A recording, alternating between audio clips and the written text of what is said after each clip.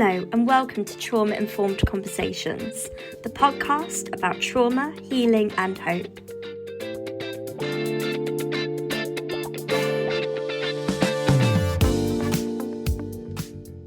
Hello everyone and welcome to Trauma-Informed Conversations, a space created by the Trauma-Informed Consultancy Services to explore what it really means to build systems and relationships grounded in care, connection and humanity.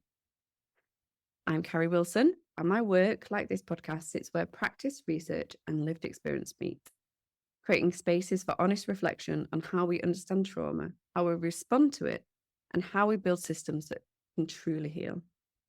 This is a very special episode and is part of a new mini-series exploring trauma and healing, both within the care system and the spaces that surround it, where I invite beautiful, wonderful care experience people to lead on open, relational conversations about understanding change and what healing can look like when we do it together. Today, I'm joined by two fabulous people who have shaped and inspired so much of that journey for me, Dr. Lisa Cherry and Ian Thomas. Ian often describes himself as being on a continual journey of healing and self-discovery and is currently completing his PhD study looking at healing and trauma and how do we create and provide space for healing within the care system, and has a background in social work. He is an inspiring leader in the world of social care, having worked for over a decade to change how we think about trauma healing and what it means to create systems that heal rather than harm. On a personal note, me and Ian met around 10 years ago now at the 2016 IFCO conference in Sheffield, where we somehow found ourselves sat with the lovely Lord Listow, deep in conversation about what was broken in the care system and how we might begin to fix it. And of course, our other amazing guest today, Dr. Lisa Cherry, who is the founder of Trauma-Informed Consultancy Services and has worked across, through and beyond so many systems connected to social care. She's been at the forefront of changing how we think about trauma, how we heal from it, and how we embed those principles in everyday practice and leadership. To name just a few of her many achievements, Lisa is an inspiring international change creator, researcher, trainer, facilitator, and, of course, author, whose work continues to transform how we understand, teach, and lead trauma-informed practice across sectors, which I absolutely love. I've had the privilege of knowing Lisa for almost 15 years in this messy, wonderful world of social care, not only as an inspirational mentor, but as a friend who continues to challenge, guide, and ground me. So I feel deeply honoured and safe to have both of these incredible people here with me today. And we could talk about so many things, but our first conversation we're going to be diving into is a big one. How can we do trauma-informed work and healing when the system itself is traumatized? So to start us off, I'd love to hear from both of you. Yeah, absolutely. Hello, Carrie. Lovely Hello. to meet you. Yeah, I mean, what a big question. I'm wondering if, should we say hello, Ian? Yes, hello, Ian. Hello, viewers. Hello, Lisa. Hello, Carrie. Thank you so much for having me on. I really appreciate an opportunity to talk about things that are just what I think is really important. And I think that when we put these topics on the table for discussion, it conveys a message that we really care and want to improve things. So it's good to be here. Absolutely. So I know we've talked about this behind the scenes, I guess, for a while now around how the system is traumatized and how, I guess, the impact of that. So I guess the kind of overarching question that we're looking at today is, what does trauma-informed care look like if the system itself is traumatized? And I know, Ian, you've based a lot of what you're doing right now on this, haven't you? Yeah, I mean, it's interesting. My PhD, which, I'm kind of just heading towards the end of my first year, is all about kind of trauma and, how adults heal their childhood trauma. And really kind of understanding that, within the remit of trauma-informed care, what it doesn't really do is address the elephant in the room, And that elephant is that our systems are traumatized, or should I say our institutions are traumatized, and in some respects trauma inducing.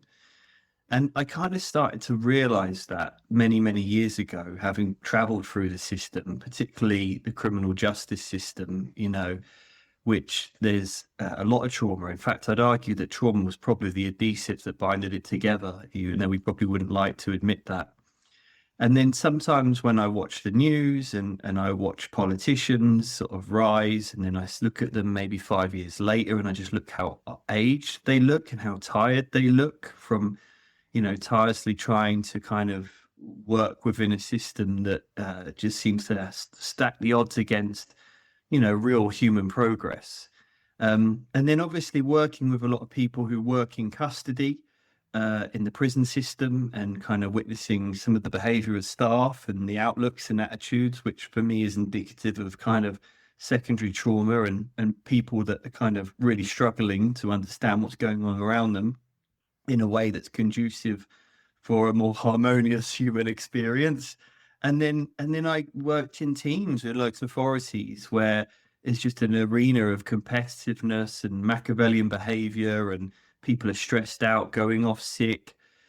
And again, just, lots of harm being caused and kind of, wounds being created and kind of, people becoming very unwell, and within all of that, there's wonderful pieces of work happening. It's not, We'll get into that, definitely. Yeah. Too much away right at the beginning. Yeah. So, Lisa, obviously, this is, I guess, one of the reasons why you've been doing the work that you've been doing for so long. Would you agree with that? Definitely. And I think it's really important for us when we talk about the system to kind of think about what is the system. I mean, the system is full of people, and we can get very overwhelmed by being part of the system. I was also thinking about how the systems were created, and they were created to respond to the person as the problem. So it's inevitable that the people working in there are also going to be looked at in that way. So if we're going to problematize people, which is what I've worked across every sector I've worked in has language that places the problem in the person. So if we have a system with people working in it who are also going to be drenched in trauma, they also are likely to be viewed through the lens of they are the problem. And we've seen this for a long time, and the bastardization of the use of the word resilience, particularly in that context. You're just not trying hard enough. You're just not boundaried enough. You're just not managing your time well enough. So again, we have this thing where we place the problem in the person. And I think I'd probably say, in response to Ian, that it's an elephant in the room. I would say we have moved on from that. Certainly any work I do in that area really is focusing on mitigating the impact of working with trauma. So we're not there by any stretch, but I think trauma-informed practice is an attempt to address some of the harms of working in those systems. I don't want to suggest that, we have the answer. Personally, I'd scrap the lot and start again, because I just think we'll get to that, right? You're right, but the basis by which it was all created is just like, and I think this is what you're getting at, Ian. It's almost like counterintuitive to trauma-informed practice. That's the tension, isn't it? And I guess what might be useful for our lovely listeners is to maybe understand a little bit more about how does that institutional trauma show up in care journeys, for instance, because we're going to be launching this podcast in Care Leavers Month. Used to be a week, now we've got a whole month of recognition. So I guess it would be, if we could dig down into that a little bit, maybe. And then we can figure out, okay, then where do we move from that? If that's showing up, how's that showing up in the care systems? And then how can we then move on from that? And have we started to move on from that? Yeah, it's interesting, isn't it? Because it's like to understand that we have to go from looking at an individual lens, which looks at kind of trauma, to then kind of a collective lens, which is more of like a structuralist perspective.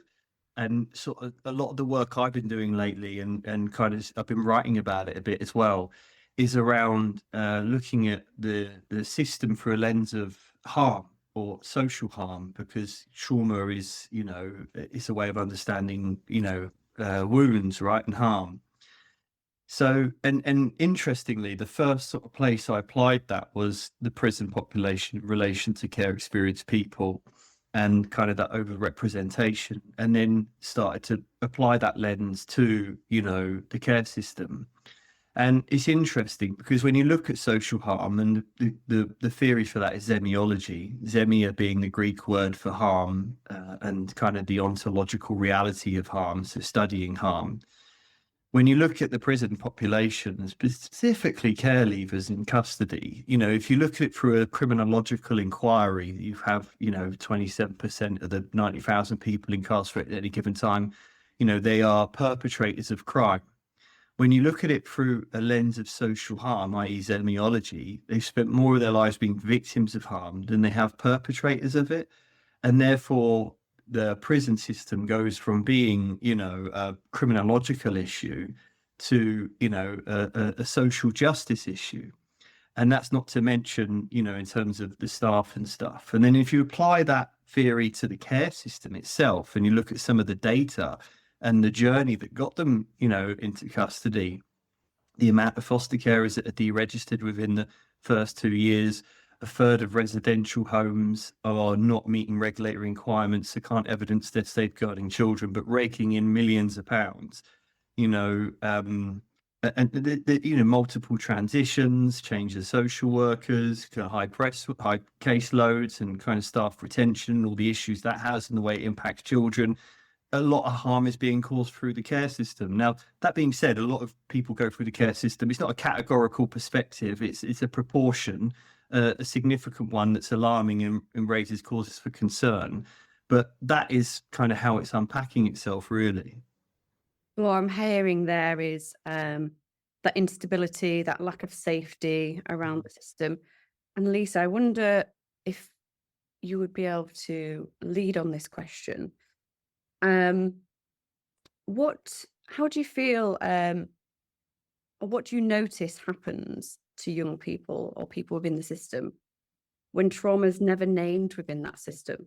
And you kind of touched on that briefly, I guess, when you were saying, we individualize the behavior instead of the systematic stuff. Well, I'm not sure that we've got to a place where we receive children coming into care as having experienced trauma. I think we still receive children into care because of the system you're talking about, Ian, as in need of a bed or in need of an assessment, in need of, it's a very mechanical thing. Because if we receive, in much the same way as if we thought about people in prison as having experienced trauma, or people with addiction as having experienced trauma, if we thought about children coming into care as having experienced trauma, we would have a different system, right? Because we'd respond to that in a very different way than the way that we do respond to it. So I think that's the most important thing, really, is to get into that place, because until we're there, then it's unlikely to be named. And it can be weaponized as well. Overuse of the word trauma can be weaponized. And it's not always helpful for people to name that experience until they might be ready to name that experience. That's one of those things that I think isn't really for someone else to say, in much the same way you might avoid saying to somebody, you're an alcohol, you've got a problem with alcohol. But you might have a conversation with them that says something like, people I've known who blackout drink and, find themselves waking up in a prison cell generally have found themselves to have a problem with alcohol. And it might be the case with trauma as well. You know, people who've experienced some of the difficult things that you've experienced, this can sometimes happen to them. You know, I think because there's got to be an opportunity. Look, let's say it as it is. There's 3 people in this room having this conversation who would all consider themselves on a journey of some sort of recovery. And I say that from the perspective of, you know, the journey goes on for life, who have all experienced that system. Someone in their 30s, someone in their 40s, and someone in their 50s, which I think is really quite interesting because we've experienced. I'm not 40 yet, I'll have you know. And you totally are in your 40s. Stop it. You're not really. No. I'm just wise beyond my years, Lisa. I love that this is live. I love that I've got the wrong age for you. And this I'm is bloody traumatized now. okay. Have it your way, Ian. You're under 40. You've blown the whole point that I was going to make, which was that actually is still makeable, which is, you know, that we've all experienced that system in different socio-political times with different language used and all of that stuff. And I think that is something to think about when we think about, you know, how do we name something for somebody? Because the one thing that I did learn very much in my PhD was that the language that is used at the time of somebody being in the system will invariably be the language that they use as an adult. You know, people in their 50s talked about going to schools for the maladjusted. Do you know what I mean? Now, that's a very specific language of a certain period. And we need to think very carefully about what we do name and how we name and how sensitively we do that in ways that are empowering and helpful rather than stigmatizing and shaming. And is it more than words as well? Because as you say, you know, we've moved along from words. We've gone from LAC to CLA, which is looked after child, to child looked after. But I guess the systems haven't changed in that sense. So I guess it's more than the words too, isn't it? It's that systematic change too, I guess. I think language goes a long way. Oh yeah, absolutely. Changing the way we view the world. Yeah. And even if we adopt the idea around trauma, it changes the way we view a person's behavior. That's not the same as taking away somebody's responsibility for their healing and recovery, etc. But, you know, it enables us to look at a person with a more compassionate lens that is different to the very punitive and punishing lens that we've historically grown up with, particularly around children's behavior and then the adult responses to unhealed distress from childhood trauma. Absolutely. You guys are skipping on to the how do we fix this, which is great. So I guess we've started that conversation, haven't we, around what helps us and others, you know, begin to feel safe in those systems. And Lisa, you were saying, you know, for us 3, that's been a kind of journey of recovery. And I guess from a personal perspective, like from my healing journey is choosing to, I think my choice was to not numb from the systems and the pain, and to take an active role in kind of that healing and moving very painfully at times into that and through that, which is the choice, isn't it? It's a choice that we have to make. And you said that, Lisa, you know, we can't make anyone do that journey. It's our own choice. So then how can we, I guess, is there other ways in which we can help people, or at least facilitate that space in which people can start to heal from those traumas?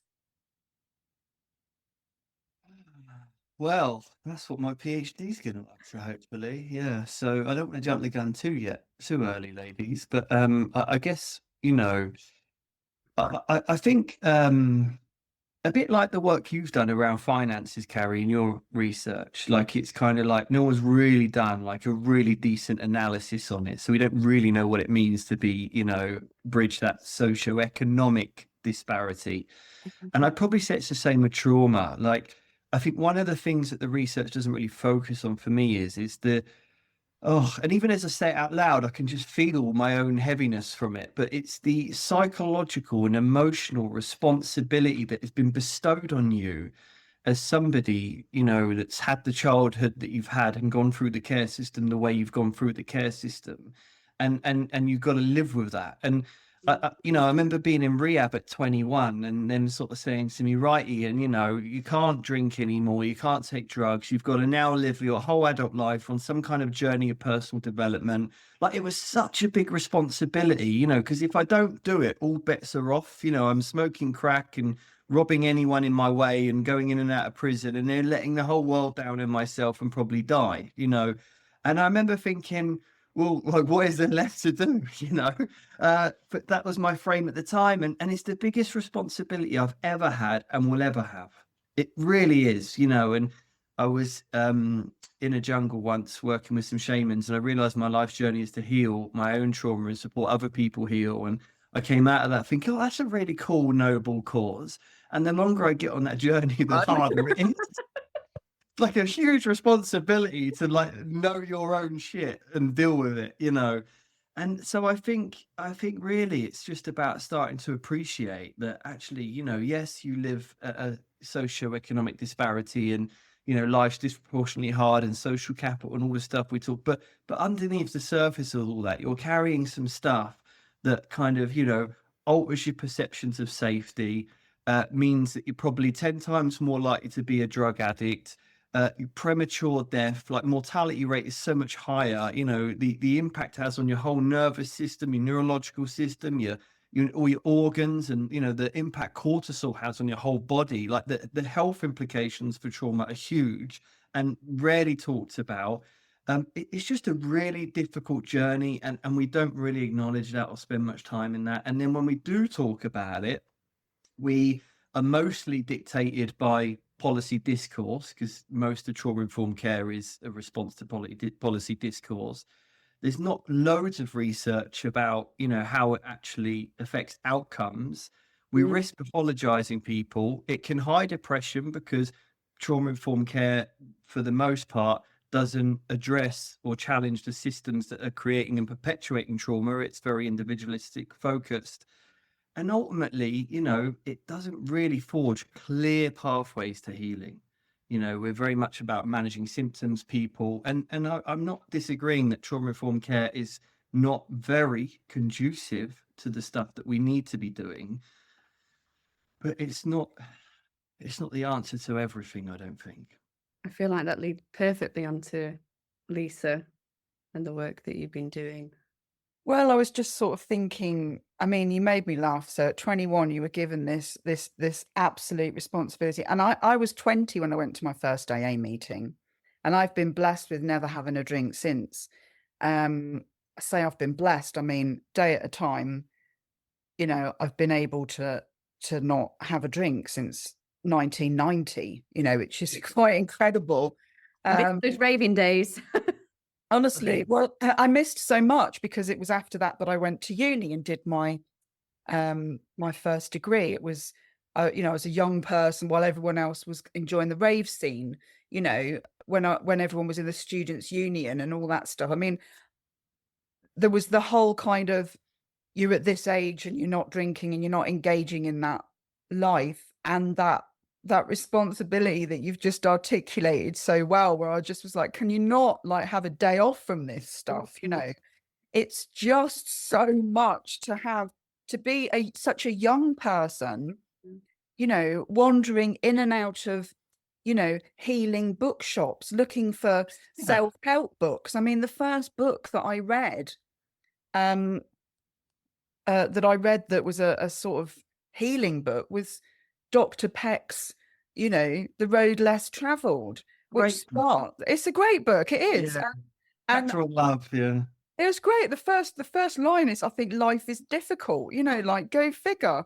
And so that was what I was doing in my early 20s. I mean, it had been hard enough already, because of being in care, then being homeless, and then eventually getting housed and having bills and rent and all that other stuff without any buffers whatsoever. Yeah. That's already hard enough. And then you're given this, like you say, this burden of responsibility for healing. But, and then you talked as well about the health issues that we carry. I mean, even with not having had a drink since 1990, even with stopping smoking probably 20 years ago now, even with being obsessed with eating healthily and keeping fit and all of that, I still find myself in my 50s, like so many other people I know who have, experienced some of the things that we experienced in childhood and adolescence, with a debilitating illness. And that's quite depressing, because long before I'd read any research, or any research had come out about the connection between adversity and illness, I understood that my central nervous system had been shot through. I knew it, and I knew I had to try and mitigate it. And even doing that, I haven't been able to live a life that hasn't had periods of intense, unbuffered stress. Yeah.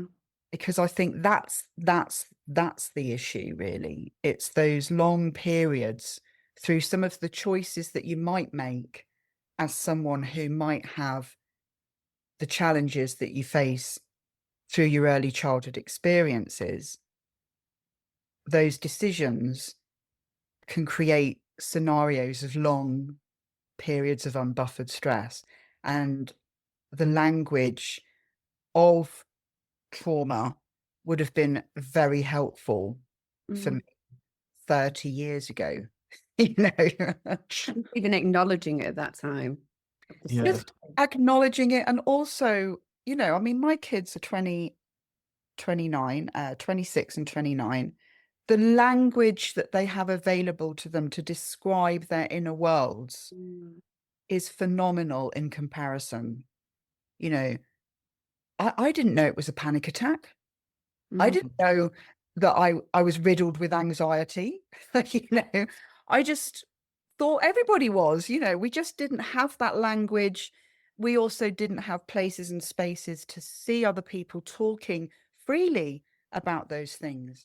So in answer to your question, how do we name it? I think that process for younger generations has already started. What has to happen is that there is a safety around those conversations, that it's okay to have those conversations, that it's okay to be heard having those conversations. Yeah. And I like to be in touch with my body, and I feel like this conversation is like, the viewers won't be able to see because this is audio, but I'll show you guys. So I've got like my hair's tingling. So I really feel like, that's something that just touches upon that, isn't it? Of giving that space, of giving that freedom to express ourselves.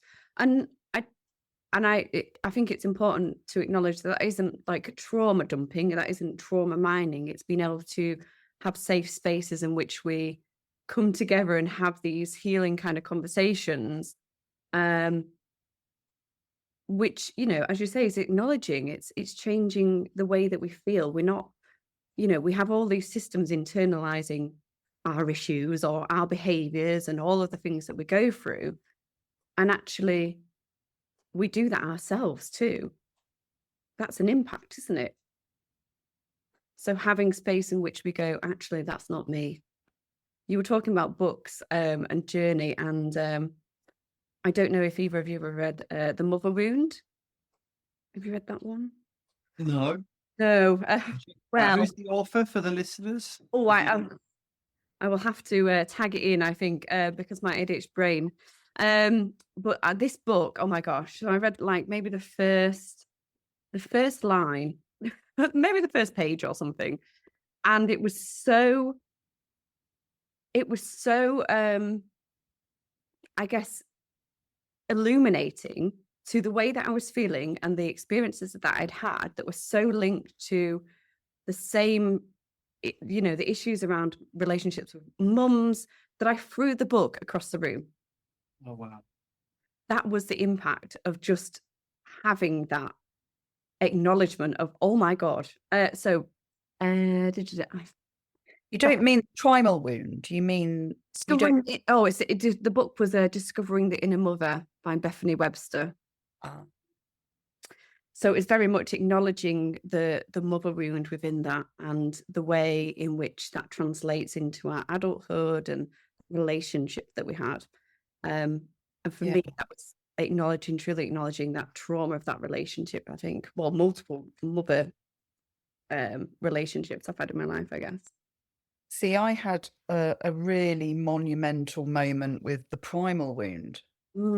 I think is Nancy Verrier, I think.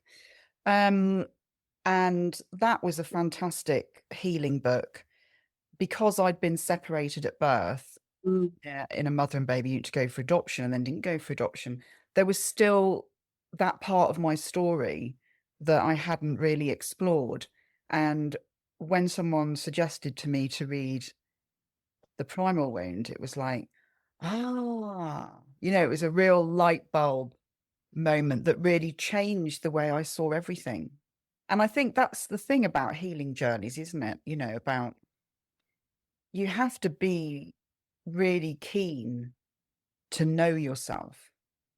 You have to have a desire to want to know yourself and to put the work in to do that. And that has to intersect with the opportunities to do so. Yeah. So access to books, access to podcasts, access to people having these conversations has to come at that moment where you've gone, I don't want to do this anymore. That is not going to be my life. That was my sentence for a long time. That is not going to be my life.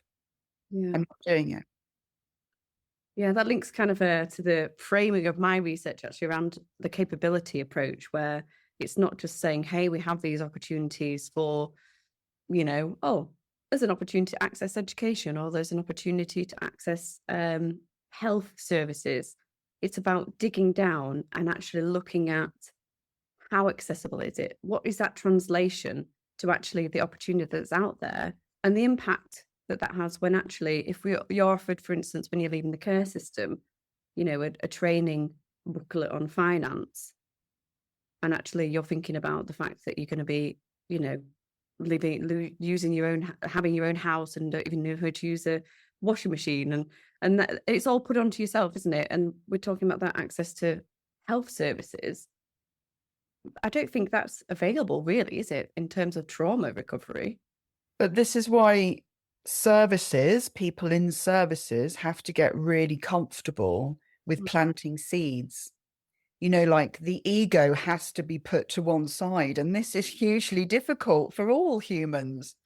But if we want to see the results of our labor, we're more likely to get burnt out and disappointed, because most of the people that I've spoken to who've really, started to come to terms with a variety of things that have happened in childhood, that happens in, midlife normally. Obviously, Ian's not there yet, but, when you get there, Ian, that's what I always say to people. You think you've dealt with loads of stuff and then you hit 40, and then for women, you think you dealt with it at 40 and then you hit menopause. It's just like these constant periods of time that throw up what has to be dealt with. So planting seeds becomes really important in services and systems, and understanding that, your impact may be drawn upon long after your relationship with that person, and you have to get really comfortable with that. Mm. Could you give me some examples of what a seed might look like? Well, like learning how to have a safe relationship is going to be a great seed, but it might be the most stressful, difficult thing to do in your daily work, because you're working with someone who has had that completely and utterly abused, potentially, and really struggles to even begin to think about having a relationship. So the work is really hard, but it might be 20 years down the line. That person says, I worked with somebody and they were the first people who showed me how to have a relationship. So You know. that, showing actually what does a safe relationship look like? So then we recognize that ourselves, I guess. Consistency, showing up, feeling safe, talking about safety, all of that stuff that actually sometimes systems don't even lend themselves to, because like Ian talked about, you've got high staff retention, I mean, it's not just in childhood, is it? These things carry well into adult services. I was speaking to someone the other day, and they'd taken somebody with a care history into the housing department, because they were street homeless and had, just a multitude of difficulties and challenges and obstacles and all the rest of it. And the person said, oh, your housing officer's on holiday, so you'll have to come back next week. I mean, really? So anyway, I've slightly digressed, but I love it. Relationships are one way of, well, they're the main way, aren't they, of planting seeds and showing that people do show up, and that people do care, and that people are boundaried, and that you are safe with that person. It's interesting. Just to kind of add to that, I was listening intently there. Yeah, I mean, you talked about kind of like getting the ego out of the way and stuff like that. And I think it's probably worth mentioning that, the majority of people that come and work in this arena aren't here because of lucrative salaries and amazing job benefits, right? Absolutely. Go figure. They're here because, something has happened within their own lives that kind of resonates within them, that calls them to want to go and respond to human suffering on some kind of spectrum. Because we're in the game of human suffering, aren't we? That's what we're in the game of, and call it a terrible gift. It propels you to go and make a legitimately good contribution to humanity, but it also means that you're carrying your own wound and a degree of your own human suffering. And who really wants that, and our relationship to that and how we manage that is really important. And the ego is there's lots of debates about the history of the ego and as a construct, but ultimately I believe it's there, and it's a very sophisticated mechanism that has a job description, and that job description is to keep us safe. And sometimes its perceived sense of safety means preventing us from feeling things, experiencing things that won't move us on, but allure us to feel safe. And that's how the ego sometimes is a barrier to our evolution. And, those relationships that you talked about, Lisa, and teaching people to have safe relationships, or being that safe person in a relationship, is really important. But the key is, which I see a lot, is that veil of professionalism that prevents people from legitimately connecting. And, I think that the reason why it's so attractive is to kind of be positional in your professionalism and less relational in your relationalism that creates that safety. And that requires you to show up to some degree and to be authentic. And the path to authenticity is vulnerability, and vulnerability is not sending a representative and not pretending to be anything other than you are. But to do that means you have to revisit the crime scene, because it's in relationship where often, for many of us, the trauma occurred. So people abstractly and ideologically, it's a nice idea, but doing it is something else. And that is worth mentioning. And, you talked about, well, it might not be till 20 years later. I agree. And, wonderful saying that my first therapist said to me in 12-step rehab at 21 when I thought my life was over.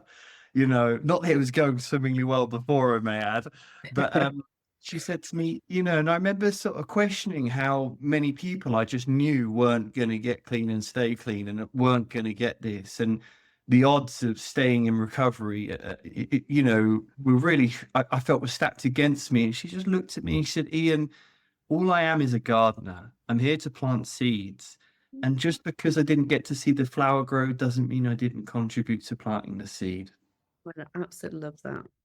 Yeah, and that's exactly beautifully put in terms of what I was, what I think is really important for people doing this work. And, the use of the word ego, I mean, God, that sounds like a really interesting way of, exploring the history of where that comes from. But I suppose, we've all got it. I've got it. I want to, if I do something, I want to see that it's turned out fantastic, whatever that is, that's what I want to see. And, like we've said, sometimes it's just your wise therapist, it's just really about understanding that we just might not get to see that. And I think, sorry, Ian. I think the fast track to connection, in my experience, is vulnerability. Like, when somebody is sort of sending their representative, like it's like, oh, I can't find an in here. I'm just meeting this veil of professionalism, and they're very positional around me. And the fast track to that connection is vulnerability, and I remember being in an assessment. I was, street homeless, heroin addicted. I went to this rehab for this assessment, and they said to me, don't use on the day you get there, which was a bloody ambitious thing to do. And it took me about 8 attempts before I could turn up having not used. And then they did the assessment. And I just remember I was withdrawing and it was in early stages. And I just remember the counsellor saying to me, how you feeling? I says, I feel like I need a bit of gear. I don't feel well. And he just looks at me and goes, I remember it well, And I was just like, it just changed the whole experience, And that's authenticity as well, isn't it? How much of ourselves, and this is a whole other podcast, right? Oh, absolutely. How much of ourselves do we bring into our work? How much of our healed selves? What about our unhealed selves? What about the bits that we don't even know need healing? I mean, that is a massive discussion that I think Let's not do it to Carrie. She's trying to facilitate. She's doing a sterling job. Another time. Yeah, I was going to say authenticity, is really, truly so important. And I think definitely in the space of, trauma in the care system, because we recognize that too when we don't see authenticity, in the system and the workers. And, we are more hyper vigilant. And maybe that's why we see that lack of authenticity when someone's asking us questions of how's the system going? How's your placement? How's your foster care? We don't connect with those conversations because it doesn't feel authentic. It doesn't feel like they care. Well, you can't feel it. And there are people I've been connected to over many, many years who were not authentic on an occasion. And I remember that. I don't want to remember it. I wish I didn't. But I remember that because, in the words of the great Maya Angelou, we remember how we felt. We might not remember what someone did or what they said, but we remember how they made us feel, how we felt. And I think that's also probably an entire podcast exploring the meaning of feeling. And if we draw to the end, I want us to just a small question. Really, not really. If we going to say, I doubt it. If we designed, care with healing in mind, and I think probably we'll give one example each, otherwise we might, again, it's going to be a whole doing another podcast. If we designed care with healing in mind, what would that look like? Well, I'm going to say it would look holistic. We'd stop dividing people up into different systems for different things. We'd understand that the child becomes an adult and the adult was once a child. And we'd understand that we're all impacted by the experiences that we've had in the environments that we've lived in. We'd design it in a completely different way where the focus wasn't, you're the problem, let's solve this problem of you. Yeah. We would understand the world that we're living in. Lovely. Ian. Lisa. Okay. You can just say ditto. No, just, it's interesting. There's an amazing therapist called Dwayne O'Kane. He wrote a book called Real, The Power of Authentic Relationship with his wife, Catherine O'Kane. And, I've been on many of their workshops in Canada and stuff. And I remember in a therapy session once saying to him, I am the problem. And he got so angry with me and started shouting. And he says, you are not the effing problem. He says, you have a problem, but you are not the problem.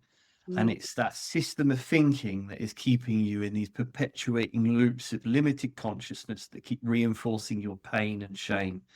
And I've never forgot how angry he got, because he was advocating for, the most authentic, highest level part of myself. And he was reaching into my psyche and saying, wake up, and it was just a really powerful therapeutic experience. And what you said there, Lisa, took me right back there. So thank you. I think if to answer Carrie's question is, I think that we need to have more authentic leadership, from the top down and from the down top, if you want to look at it through that paradigm. And I think that, foster carers, social workers, team managers, registered managers all need to be having more vulnerable conversations about themselves and their own stuff. And leading by example, because nobody talks about feelings in that arena still. There isn't really an emotional vocabulary that is leading by example. It's nobody talks about how they felt when I was growing up. Nobody. It's as if feelings were just for kids and adults didn't have to think about them or deal with them, and many things I could say, but I'd probably say that if I had just one choice. Brilliant, thank you. Well, this has been an absolutely stunning conversation. I hope you both agree. And we could just go on and on, but we have to stop somewhere. I'm sure we'll definitely come back to some of the areas that we've spoken about though. And it's been great that you've been able to share such beautiful insights. And learnings and just experiences from the wonderful work that you both do. So I'll bring us both I'll bring the session to the close and thank everyone for joining us today to listen to our lovely, challenging, I think, not challenging the conversation, but challenging to think about how we, think about the system as traumatized and how do we work to heal from that. And hope that you'll join us on our next lovely podcast. Any closing comments from the two of you that you would like the audience to take away with them? It's a big one, isn't it? I feel like it's famous last words. Just go and be kind to yourself. Yeah, go and be kind and loving to yourself. Yeah, I don't think I could say anything different to that, really. Life's difficult. It is difficult, and most people have things to come to terms with, to recover from, to make sense of. So yeah, hold yourself tightly while you do it. Absolutely, I love that. Well, thank you. Thank you so much for joining us. To learn more, visit the Trauma-Informed Consultancy Services website. We'll see you next time.